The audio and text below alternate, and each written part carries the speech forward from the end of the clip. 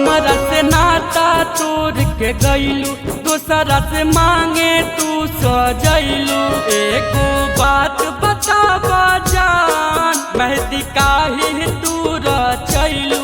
एको बात बतावा जान, मेहंदी काहे तू रचैलू।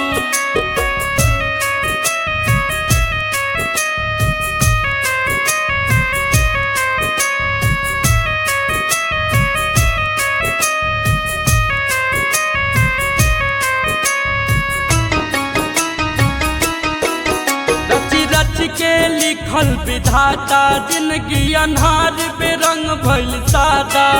रच रच के लिखल विधाता जिंदगी अन्हार बेरंग भइल सादा। मिलन के कवनो आस नहीं, सनम के संगे जुदाई। हमर टूटल बार मान जिंदगी हमर तू जरैलू। दुनिया भइल बबाई मान, एकरा ना तू समझ पैलू।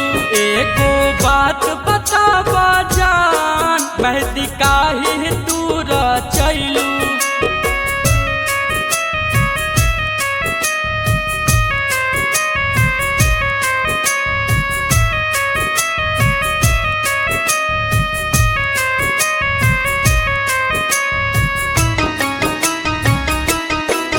जिंदगी में तू खेल खिला के, प्रेम के पागल तू बना के।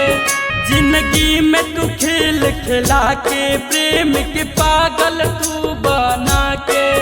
सागर के प्यासल बानी, पूरा न भइल प्रेम कहानी।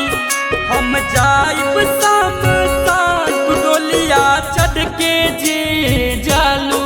एको बात बतावा जान, मेहंदी काहे तू रचैलू। एको बात बतावा जान, मेहंदी काहे तू रचैलू।